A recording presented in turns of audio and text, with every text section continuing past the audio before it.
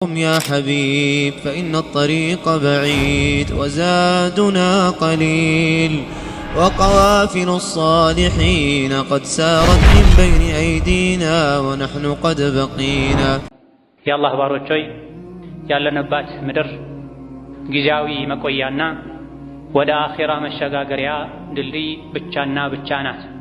ከዚህች ከፈተና ምድር ከዱንያ ሀገር ወተን ወደ አኺራ ሀገር እስክንሸጋገር ድረስ ህይወታችን ላይ የተለያዩ ሙሲባዎች፣ ፈተናዎች፣ መከራዎች እንደሚፈራረቁብን አላህ ነግሮናል። ህይወትና ሞት የሰው ልጅ ላይ እንዲፈራረቁ ያደረገውም አላህ ለዚህ ዓላማ እንደሆነ ሲነግረን ተባረከ الذي بيده الملك وهو على كل شيء قدير الذي خلق الموت والحياة ليبلوكم ብሎ ነግሮናል። ሞተንም ህይወትንም አላህ የፈጠረው ሊፈትናችሁ ነው ብሎናል። ማግኘትም ማጣትም መኖርም መሞትም ሁሉም ፈተና ናቸው። በእነዚህ ሁሉ ፈተናዎች ተፈትኖ ተሞክሮ ፈተናውን በስኬት ያጠናቀቀ ሰው አንገቱን ቀና አድርጎ በደስታ ጀነት ይገባል። እነዚህ ፈተናዎችን ያላለፈ ሰው ዱንያ ላይ ከገጠመው ጥቃቅን ፈተና የከፋ ፈተና ጀሃነም ላይ አኺራ ላይ ይጠብቀዋል። ዱንያ ላይ የሚኖር በሙሉ ወንዱም ሴቱም ሀብታሙም ደሃውም መሪውም ተመሪውም ተፈታኝ ነው። ሳይፈተኑ ሙእሚን መሆን፣ ሳይፈተኑ ጀነት መግባት፣ ሳይፈተኑ ህይወት ላይ ድልን፣ ሰላምን፣ ምቾትን ማግኘት መቼም አይቻልም። የሰዎች ፈተና አይነቱ ስለሚለያይ ትንሽ ፈተና ውስጥ ያሉ ሰዎች አላህ ከፈጠራቸው ፍጥረታት ለይቶ እሱን ብቻ እየፈተነ ያለ ሊመስለው ይችላል። ግራ ቀኙን ዞር ዞር ብሎ የማያይ ሰው፣ ታሪክን የማያውቅ ሰው። ነገሩ እንደዚህ አይደለም። እውነታው ሰው ሁሉ ፈተና ላይ ነው ያለው። አንዳንዱ ስራ በማጣት፣ ሌላው ትዳር በማጣት፣ ሌላው ትዳሩ ላይ ሰላም በማጣት፣ አንዳንዱ ከትዳር ዓላማዎች አንዱ የሆነውን ልጅ በማጣት፣ ሌላው ሀገሩ ላይ አካባቢ ላይ ሰላም በማጣት፣ ሌላው ጤና በማጣት ወህሉም መጀራ ሰው ሆኖ ማይፈተን የለም። ታዲያ ፈተና የማይቀር መሆኑን ሙእምን እስካረጋገጠ ድረስ በአላህ ቃል እስካመነ ድረስ የፈተና መድኃኒቱ ምንድነው የሚል ትልቅ ጥያቄ ሙእምን ልብ ውስጥ መፈጠር አለበት። መድኃኒቱን ካወቁ ሁሉም በሽታ ቀላል ነው። መድኃኒቱን ካላወቁ ቀላሉን በሽታ ከባድ ሆኖ የባሰ ችግር አደጋ ያስከትላል። ያለንበት ጊዜ አኺር ዘመን እንደመሆኑ ፈተናዎች ይበዛሉ። ሊነጋጋ ሲል ጨለማው እንደሚበረታው ሁሉ ዱንያ ልጠፋ ስትል ፈተናዋ ይበዛል። የፈተና መድኃኒት የሆነው ሷብርን ደግሞ ሰዎች በኢማናቸው ማነስ ምክንያት ያጡታል፣ አይጠቀሙትም። ወደ አኺር ዘመን ስንጠጋ ኢማን ይቀንሳል፣ ሙእሚኖች ጥቂት ነው የሚሆኑት። የኢማን አካል ራስ የሆነው ሷብር ከብዙ ሰዎች ዘንድ በመጥፋቱ ምክንያት ደግሞ ሙሲባዎች፣ አደጋዎች፣ ችግሮች የበዙ ይሄዳሉ። ትንሹንም ሙሲባ አደጋ ሰዎች ያከብዱታል። በሙሲባ ምክንያት ከጌታቸው ከአላህ ጋር ይጣላሉ፣ ከሰው ጋር ይጣላሉ፣ ዱንያ አኺራቸውን ያበላሻሉ። አንዳንዱ በዲን ምክንያት የደረሰበትን ፈተና ባለመቋቋም፣ አንዳንዶች ደግሞ የዱንያ ሙሲባን ባለመቋቋማቸው ምክንያት ባለፉት ጥቂት ሳምንታት ውስጥ ብቻ የትዳር ዕድሜ ስላለፈ የሰዎችን፣ የቤተሰብን፣ የጎረቤትን ምላስ አልቻልኩትም፣ ስለዚህ ከዱንያ መወገድ አለብኝ ብለው የወሰኑ ሰዎች አሉ። ከሰው ጋር የመኗኗርን ፈተና በትዕግስት ማሳለፍ አቅቷቸው ወላጅ እናቴ ሁሌ የማይመጠንኝን ቃል ትናገራለች፣ ትርፍ ቃል በመናገር ቤት እንዳልገባ እያደረገችኝ ያሸማቀቀችኝ ነው፣ ስለዚህ ከእስልምና ወጥቼ ወደ ኩፍር መሄድ እፈልጋለሁ ብሎ በአንድ እጁ ቁርአን በሌላ እጁ መስቀል ይዞ የመጣ ሰው አለ። ስራ ተበላሸብኝ፣ መኖር ከበደኝ ብሎ ራሱን ለመጉዳት፣ ከዱንያ ለመውጣት፣ ከአላህ ለመጣላት ሙከራ ያደረገም ሰው አለ። በየጊዜው ከወንድም ከሴትም እንደዚህ አይነት ችግሮች ይታያል። ይህ ዱንያ ላይ እስካሉ ድረስ መፈተን የማይቀር መሆኑን ያለማወቅ አልያ ደግሞ ሶብር የማጣት ውጤት ነውና ሙስሊም የሆነ በሙሉ የሙስሊምነት አንዱ መገለጫ ትዕግስት እንደሆነ ሊያውቅና ሊቀበል ይገባዋል። የችግሮች ሁሉ መድኃኒት ሶብር ነው። የችግሮች ሁሉ መሸጋገሪያ ሶብር ነው፣ ትዕግስት ነው። አላህ ተባረከ ወተዓላ ሶብርን ከችግር መውጫ ማምለጫ ፈረስ አድርጎታል። ችግሮችን ሁሉ የሚገረስስ የሚያስወግድ መሳሪያ አድርጎታል። ማይሸነፍ ሰራዊት ነው ሶብር ማለት። አንድ ሰው ሶብር ካለው ትዕግስት ካለው ያለ ትጥቅ ችግሮችን ሁሉ በትዕግስቱ ማሸነፍ ይችላል። ሸሽቶ ማምለጫ ምሽግ ነው፣ ማይፈርስ ማይበሳ ትዕግስት። ከትዕግስት ጋር ድል አለ። ፈኢነ መዐል ዑስሪ ዩስራ ተብሏል። በችግር ጊዜ ሶብር ካለ ከችግሩ በኋላ ድል ይመጣል፣ ምቾት ይመጣል፣ ሰላም ይመጣል ብሏል። እንደው የሰው ልጅ ሲቸገር በተወሰነ መልኩ ደስ ሊለው ይገባል። በጌታው ቃል ተማምኖ ከችግር በኋላ ድሎት አለ ስለተባለ ችግሬ መከራዬ በረታ፣ እንግዲያውስ ከኋላው ድል ሊመጣ ነው፣ ምቾት ሊመጣ ነው ሊል ይገባል።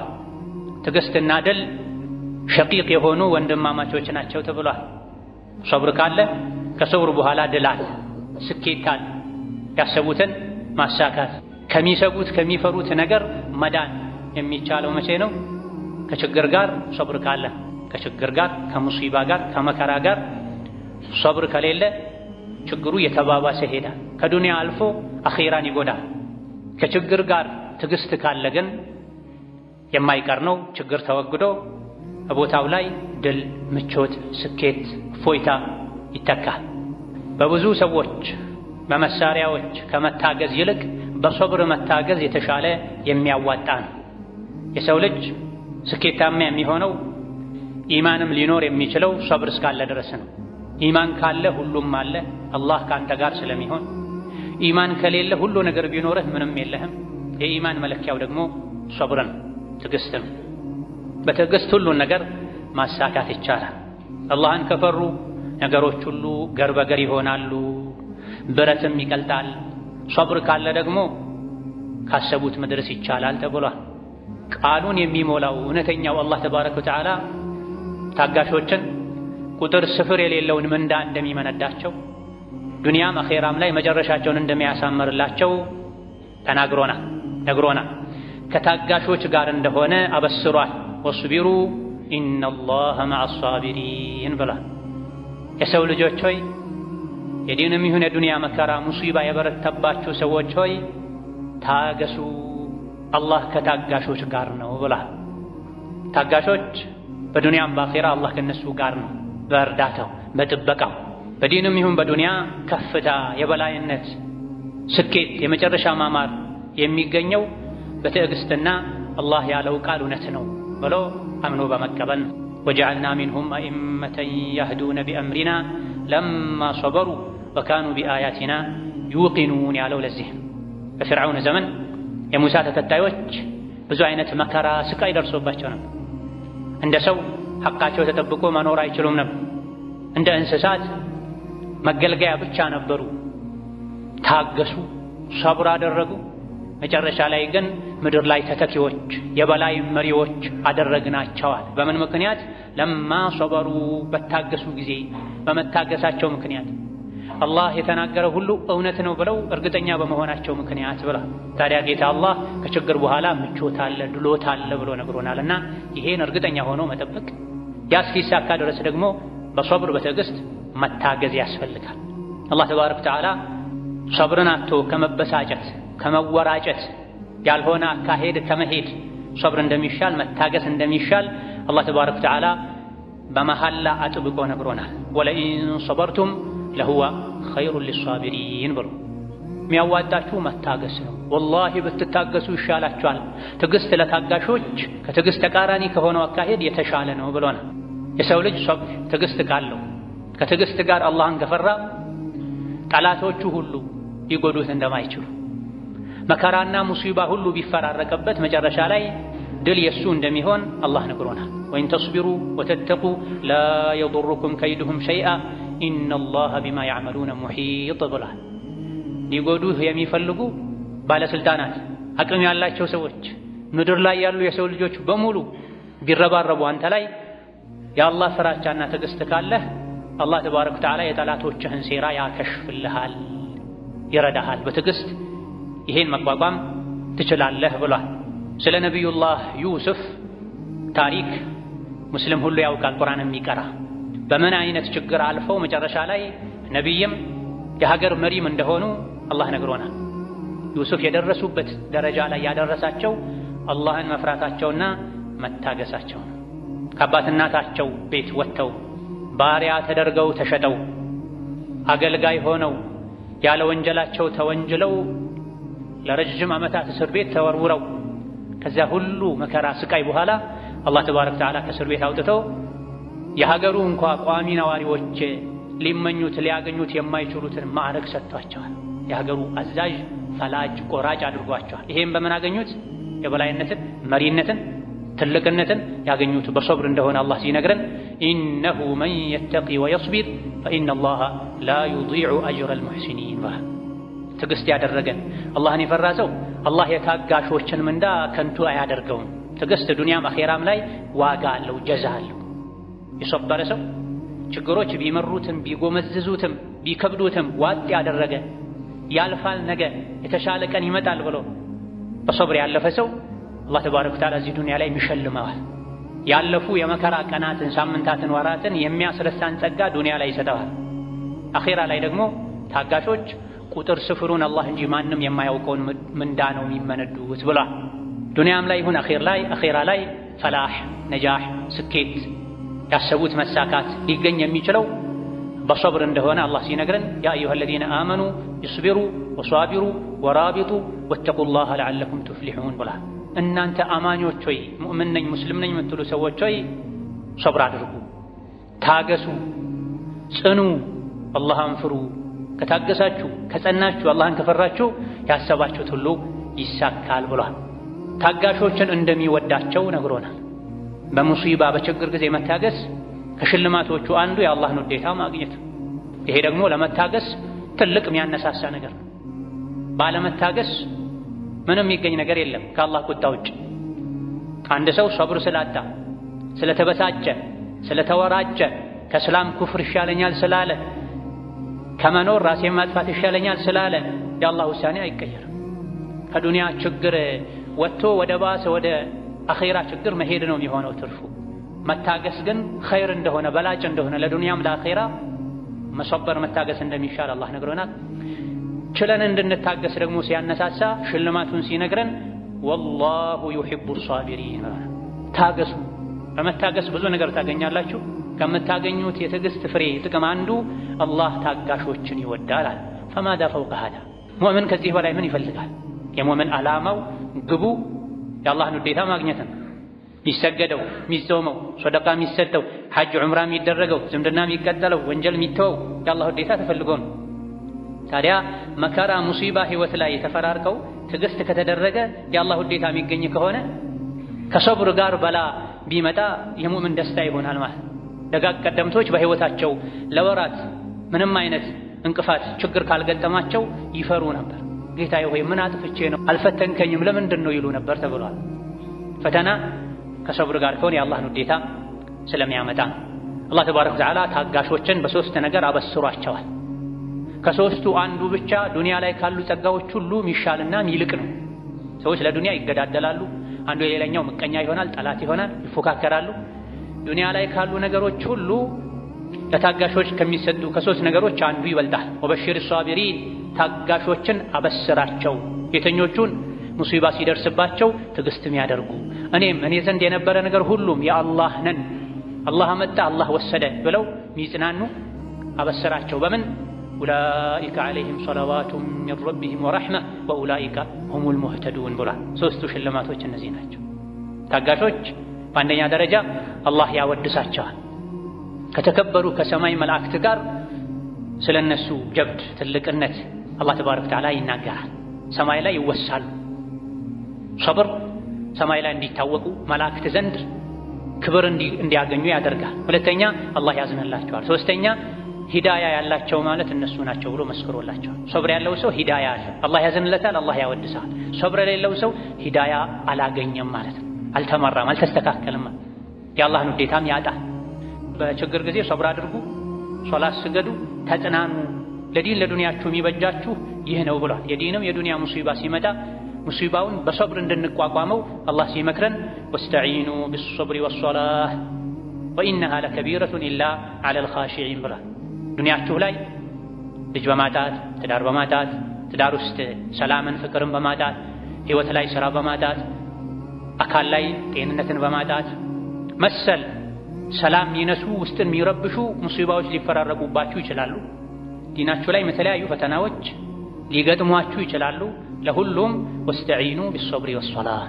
ከችግር ለመውጣት የሸይጣንን ምክር አትስሙ። ከመከራው ለመውጣት አንድ በሶብር ታገዙ፣ ሶብር ያግዛችኋል፣ ሶብር አድርጉ። ሁለተኛ ሶላት አብዙ። በሙሲባና በችግር ጊዜ ሙሲባው ምንም ይሁን ምን አንድ ሶብር ማድረግ ነው አላህ የመከረን። ሁለት ሶላት ማብዛት፣ ዚክር ዱዓ ማብዛት ነው። ይሄን ያደረገ የታገሰ በዱንያም በአኺራ እድለኛ እንደሚሆንም አላህ ሲነግረን የጀነት ሰዎች ጀነት የሚገቡትም ከጀሃነም የሚድኑትም በሶብር እንደሆነ ሲያሳውቀን ኢኒ ጀዘይቱሁሙል የውመ ቢማ ሶበሩ አነሁም ሁሙል ፋኢዙን ብላ ጀነት የገቡ ፈውዝን ያገኙ በትዕግስታቸው እንደሆነ አላህ ሲያበሰራቸው እዚህ ዱንያ ላይ ያሉ ሰዎችም ይሄን ከወዲሁ ሰምተው ጀነት ለማግኘት ከጀሃነም ለመዳን እንዲሶብሩ እንዲታገሱ ስለ ጀነት ሰዎች ሲነግረን እኔ ዛሬ ጀነትን መነዳኋቸው በመታገሳቸው ምክንያት እነሱ ናቸው ፋኢዞች፣ ከፈሩት ሁሉ የሚድኑ የተመኙትን ሁሉ የሚያገኙ ታጋሾች ናቸው ብሏል። አላህ ተባረከ ወተዓላ ሁላችንም ከታጋሾች ያደርገን፣ መልካም ሶብርን በሁሉም ሁኔታ ላይ ይለግሰን። ባረከላሁ ሊ ወለኩም ፊል ቁርአኒል ዐዚም ወነፈዐኒ ወኢያኩም ቢማ ፊሂ ሚነል አያቲ ወዚክሪል ሐኪም አቁሉ ቀውሊ ሃዛ ወአስተግፊሩላህ ሊ ወለኩም ወሊሳኢሪል ሙስሊሚነ ሚን ኩሊ ዘንቢን ወኸጢአ ፈስተግፊሩሁ ኢነሁ ሁወል ገፉሩር ረሒም ወል በሩል ከሪም። الحمد لله على إحسانه والشكر له على توفيقه وامتنانه وأشهد أن لا إله إلا الله وحده لا شريك له تعظيما لشانه وأشهد أن محمدا عبده ورسوله الداعي إلى رضوانه صلى الله عليه وعلى آله وأصحابه وإخوانه وسلم تسليما كثيرا. أما بعد دنيا يفتنا يا مصيبة يا مكره قرنات دنيا ما أغنية فتنانو ما دعت فتنانو يأتوا سووش يهون نقر سلقود دلاتشو ከአላህ ጋር ተባረከ ወተዓላ የሚያጣላ አካሄድ ይሄዳሉ። ያገኙ ሰዎችም ኢማን ከሌላቸው ሶብር ከሌላቸው በማግኘታቸው ከአላህ ይርቃል። ከሁለቱም ችግሮች መውጫ መንገድም አሁንም ሶብርና ትዕግስት ነው። ዱንያን ማጣት የተለያዩ የሚፈልጓቸው ነገሮችን ማጣት የሚያስከትለውን ችግር የምንቋቋመውም በሶብር ነው። ዱንያን ማግኘት የሚያስከትለው ጥጋብ ከአላህ ጋር ተባረከ ወተዓላ እንዳያጣላንም ራሳችንን አስለን የምንይዘው በሶብር ነው። ቃሩን ሰፊ ሀብት አላህ ሰጥቶት ነበር። ሀብቱን ለማሳየትም ያለ የሌለ ጌጡን ተጠቅሞ ውድ ነገሮችን በለበሱ አገልጋዮቹ ታጅቦ በኩራት ከተማው ላይ ወጥቶ ሀገሩ ላይ ወጥቶ መንሸራሸር ጀምሮ ነበር። ይሄን የቃሩንን ሀብት ባዩ ጊዜ ሰዎች ለሁለት ተከፍለው ነው። ከፊሎች ምን ነው ለኛም እንደዚህ አይነት ጸጋ በተሰጠናል፣ ሌሎች ግን ይሄ ጠፊ ነው ብለው በማመን ሌሎችን መክረዋል። وقال الذين أوتوا العلم ويلكم ثواب الله خير لمن آمن وعمل صالحا ولا يلقاها إلا الصابرون بلاواቸው ከዱንያ ፈተና ከዱንያ በልጭልጭ በማግኘቱም ይሁን በማጣቱ የሚመጣን ፈተና የሚቋቋሙ ዱንያ ጠፊ እንደሆነች የሚያውቁ ማናቸው? እነዚያ ሶብር የተሰጡ ሰዎች ናቸው ብሏል። ሶብር የሌለው ሰው ዱንያን በልጭልጭ ሲያይ ይፈተናል። የዱንያን በልጭልጭ አግኝቶ ሲያጣ ከአላህ ጋር ይጣላል። ሶብር ያለው ሰው ግን ቢያገኝም ቢያጣም የአላህን ደጅ ይጸናል።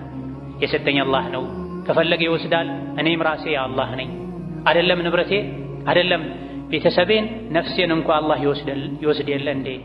እሱ እንዳለው እሱ እንደፈለገው ይሁን ይላል። በዱንያ ህይወታችን ላይ ከሰዎች ጋር ስንኗኗርም ብዙ ፈተናዎች ሊገጥሙን እንደሚችሉ ይታወቃል።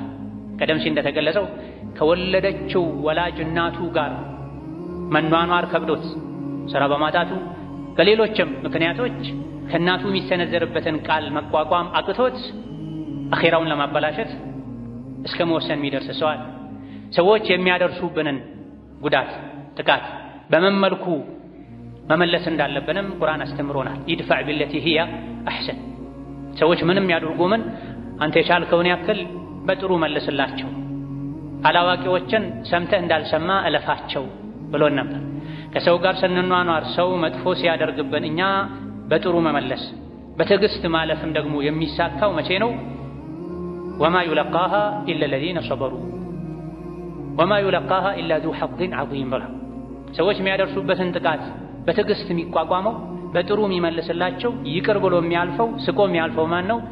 ሶብር ያለው ሰው ነው። ሶብር ያለው ሰው ማለት ትልቅ ዕድለኛ ሰው ነው ብሏል አላህ ተባረከ ወተዓላ። ወከዛሊክ አላህ ምሎ የሰው ልጆች ሁሉ ከሳሪዎች እንደሆኑ ጠፊዎች እንደሆኑ መጨረሻ እንደሚዋረዱ ነግሮን ከዚህ ውርደት የሚድኑ ያመኑ መልካም ሥራ የሰሩ የታገሱ ሰዎች እንደሆኑ ነግሮናል። ወልዐስሪ ኢነል ኢንሳነ ለፊ ኹስር ኢላ ለዚነ አመኑ ወዐሚሉ ሷሊሓቲ ወተዋሰው ቢልሐቂ ወተዋሰው ቢሰብር። የሰው ልጆች ሁሉ ከሳሪ ናቸው። መጨረሻቸው ክስረት ነው፣ ውርደት ነው። እነዚያ ያመኑ መልካም ሥራ የሰሩ በመልካም ነገር የተመካከሩ አደራ የተባባሉና የሚደርስባቸው ነገር ላይ ሁሉ አላህ ያዘውን መታዘዝ የከለከለውን መከልከል ላይ ሁሉ ታጋሽ የሆኑ ሰዎች ሲቀሩ ከዛ ውጭ ያሉ በሙሉ ከሳሪዎች ናቸው ብሎናል። ሶብር ፈተና ሙሲባ ያለበት ሰው ብቻ ሳይሆን ሁሉም ስለሚያስፈልገው የታጋሾች ኢማም መሪ የሆኑትን ነቢይ ሙሐመድን ዓለይሂ ሰላቱ ወሰላም እንኳ አላህ ታገስ ብሎ መክሯቸው። ትዕግስት ለሁሉም ነው የሚያስፈልገው። አላህ የወሰነ ውሳኔ ላይ ትዕግስት አድርግ ብሏቸው፣ የሚያዋጣው ትዕግስት ነው ብሏቸው። በትዕግስት ከባድ ነገሮች ሁሉ ይቀላሉ፣ ሙሲባዎች ሁሉ ይታለፋሉ ብሏል። ወስቢር ሊሑክሚ ረቢክ ፈኢነከ ቢአዕዩኒና ብሏቸው። ነቢያችን ሆይ ለአላህ ውሳኔ ታገስ፣ ሶብር አድርግ፣ እያየሁህ ነው እየተከታተልኩህ ነው ብሏቸው። ለነቢዩ እንኳ ዓለይሂ ሰላቱ ወሰላም ሶብር ያስፈልጋል ማለት የፈለጉትን ጠይቀው አላህ ሊያደርግላቸው የሚችል ከመሆኑ ጋር እሱን ከባሮቹ ጋር ሊያስተዋውቁ ከመላካቸው ጋር እሳቸውም ቢሆን ሁሉ ነገር ጨርቅ አስፋልት አልሆነላቸው። ሶብር አስፈልጓቸው ታገስ ለኛ ውሳኔ ብሏቸዋል። የአላህ ቅርብ ከመሆናቸው ጋር የባሮቹ ሁሉ ምርጥና አለቃ ከመሆናቸው ጋር ዱንያ ላይ ብዙ መከራዎችን ሙሲባዎችን አሳልፈዋል። ጥርሳቸው ተሰብሯል፣ ግንባራቸው ተፈንክቷል፣ የሚበሉትን አጥተው ሆዳቸው ላይ ድንጋዮችን አስረዋል ዓለይሂ ሰላቱ ወሰላም። ታመው ሲያቃስቱ አንድ ሰው ሳይሆን ብዙ ሰው የሚያቃስተውን አይነት ድምፅ ነበር የሚያሰሙት። ለዚህ ሶብር አድርግ አላህ ለወሰነው ውሳኔ ብሏቸው። ህይወት ላይ የተለያዩ አይነት ችግሮች የሚደርሱት በድንገት ሳይሆን በአላህ ውሳኔ መሰረት ነው። ለባሪያዬ ይሄ ይሻለዋል ብሎ ነው ሁሉን ያደረገው፣ የሰጠውን የወሰደው። የሚወዱትን ልጅ ወላጅ ወዳጅ በሞት እንዲለዩት የሚያደርገው አላህ፣ የሰበሰቡትን ሀብት እንዲጠፋ እንዲርቅ የሚያደርገው አላህ፣ አካላት ላይ የተለያዩ በሽታዎች ሙሲባዎች እንዲደርሱ የሚያደርገው ጌታ አላህ እሱ ለሚያውቀው ጥበብ ነው። አላህ ፈረደ ወሰነ፣ ሙእምን ደስተኛ ሆኖ አልሐምዱሊላህ ብሎ ሊቀበል ይገባዋል። ይሄ ደግሞ የእድለኝነት ምልክት ነው። አንድ ሰው እድለኛ አላህ ዘንድ የተወደደ ከመሆኑ ምልክቶች አንዱ ሙሲባ ሲደርስበት መታገስ፣ መልካም ነገር አላህ ሲሰጠው ማመስገን፣ ጥፋት ሲያጠፋ አላህን ምህረት መጠየቅ ነው። እነዚህ የእድለኝነት ምልክቶች ናቸው። ጥፋት አጥፍቶ ተውበት አለማድረግ፣ ወደ አላህ አለመመለስ፣ አለመጸጸት፣ በጸጋ ጊዜ አላህን አለማመስገን፣ ጸጋውን አላህ በሚወደው መልኩ አለመጠቀም፣ በሙሲባ ጊዜ አለመታገስ ደግሞ አላህ ዘንድ ያለመመረጥ ያለመታደል ምልክት ነው። ነቢና ዓለይሂ ሰላቱ ወሰላም ታገስ፣ ትዕግስትም ቢሆን ከአላህ ዘንድ ነው፣ አላህን ትዕግስት ጠይቀው። ሰዎች በሚያደርሱበት ነገር ልብህ አይጣበብ፣ አትጨናነቅ፣ ሶብር አድርግ፣ ታገስ። አላህ ተባረከ ወተዓላ እሱን ከሚፈሩ እምነት፣ ተግባር፣ አካሄዳቸውን ከሚያሳምሩት ጋር ነው ብሏል። ስንሶብር አላህን ስንፈራ አላህ ከኛ ጋር ይሆናል። መከራው ሙሲባው ቀላል ይሆናል። ያለ ሶብር የሚያዋጣ ነገር የለም። ሙእምን የሚያዋጣው ሶብርና ሶብር ብቻ ነው። አላህ ባሪያውን ከወደደ ይፈትነዋል። የአላህን ፈተና ሙሲባ ውሳኔ ወዶ የተቀበለ አላህ ይወደዋል። የአላህን ውሳኔ የጠላ የተበሳጨ የተወራጨ አላህ ይጠላዋል ብለዋል ነቢዩ ዓለይሂ ሰላቱ ወሰላም። ባለመታገስ ዱንያም ላይ መጎዳት አኼራም ላይ መጎዳት ነው የሚከተለው። ሙእምን የሚያዋጣው ሶብር ነው። ሶብር የሙእምን ችካሉ ነው ተብሏል፣ መንጠቆው ነው ተብሏል። ርቆ እንዳይሄድ ሙእምን ራሱን በሶብር አስሮ ይዟል። አስሮ ሊይዝ ይገባዋል። እንስሳት ችካል ላይ ይታሰራሉ። የታሰሩበት ገመድ በፈቀደላቸው ልክ ዞረው ይበላሉ። ማለፍ ሲፈልጉ ችካሉ መልሶ ያመጣቸዋል። ሙእምንም እንደዛ ነው። የሙእምን ችካሉ ማሰሪያው ሶብር ነው። በሶብር ችካል ራሱን ካላሰረ ከኢማን አጥር ይወጣል፣ ከአላህ ጋር ይጣላል። አላህ ተባረከ ወተዓላ ለዚህ ነው ሶብር አድርጉ፣ ሶብር ኸይር ነው፣ በላጭ ነው ያለ። ሶብር የሌለው ሰው ኢማን የለውም ተብሏል። ፈላ ኢማነ ሊመን ላ ሶብረ ለሁ፣ ትዕግስት የሌለው ሰው ኢማን የለውም። ቢኖረውም ቀጫጫ ደካማ ኢማን ነው የሚኖረው። በኢማን ልክ ነው ሶብር የሚኖር። ሶብር የሌለው ሰው ጠርዝ ላይ ሆኖ ነው አላህን የሚገዛው ተብሏል። ጫፍ ላይ ሆኖ አላህን ይገዛል። ያሰበው ከተሳካለት ከተመቸው ጠርዙን ይዞ ይቀጥላል። ያሰበው ካልተሳካለት ደግሞ ከእስላም ተንሸራቶ ይወጣል። خسر الدنيا والآخرة ذلك هو الخسران المبين ተብሏል። ጫፍ ላይ ሆኖ አላህን የሚያመልክ ከተመቸው የሚቀጥል ካልተመቸው ተንሸራቶ ከእስላም የሚወጣ ከአላህ የሚጣላ ዱንያ አኺራውን የከሰረ ሰው ነው ተብሏል። ህይወት የሚጣፍጠው በሶብር ነው፣ በትዕግስት ነው። ታጋሾች ምንዳቸው ጀነት ብቻ ነው። ከጀነት ያነሰ ምንዳ የለም ለሶብር። በትዕግስት እና በምስጋና ነው ወደ ጀነት የሚበረረው። የአላህ ባሮች በሁለት ክንፎች መሃል ሆነው ነው ወደ ጀነት የሚጓዙት፣ የትዕግስትና የምስጋና። ሁለቱን ያጣ ሰው ወደ ጀነት መብረር፣ ጀነት ላይ ማረፍ አይችልም። በችግር ጊዜ መታገስ፣ በደስታ ጊዜ ማመስገን፣ ሁሌም አላህን አለመርሳት ትልቅ እድለኝነት ነው። አላህ ተባረከ ወተዓላ ከእንደዚህ አይነት እድለኛ ባሮቹ ያድርገን። በመከራ በሙሲባ በችግር ጊዜ ከሚታገሱ፣ በድሎት ጊዜ አላህን ከማይረሱ፣ በጥፋት ጊዜ ወደ አላህ ከሚመለሱ ባሮቹ ያድርገን። ربنا آتنا في الدنيا حسنة وفي الآخرة حسنة وقنا عذاب النار. اللهم اجعلنا هداة مهتدين غير ضالين ولا مضلين. اللهم اجعلنا من عبادك الصابرين. اللهم اجعلنا من عبادك الشاكرين. اللهم اجعلنا من عبادك المستغفرين. اللهم وحد صفوف المسلمين واجمع كلمتهم على الحق يا قوي يا متين. ربنا اغفر لنا ولوالدينا ولمشايخنا ولجميع المسلمين. اللهم فرج هم المهمومين. اللهم فرج هم المهمومين. اللهم فرج هم المهمومين ونفس كرب المكروبين واقض الدين عن المدينين واقض الدين عن المدينين واشف مرضنا ومرضانا ومرضى المسلمين واشف مرضنا ومرضانا ومرضى المسلمين وارحم موتانا وموتى المسلمين برحمتك يا ارحم الراحمين. اللهم انصر الاسلام والمسلمين في كل مكان. اللهم انصر الإسلام والمسلمين في كل مكان. اللهم انصر المظلومين والمستضعفين في كل مكان برحمتك يا أرحم الراحمين.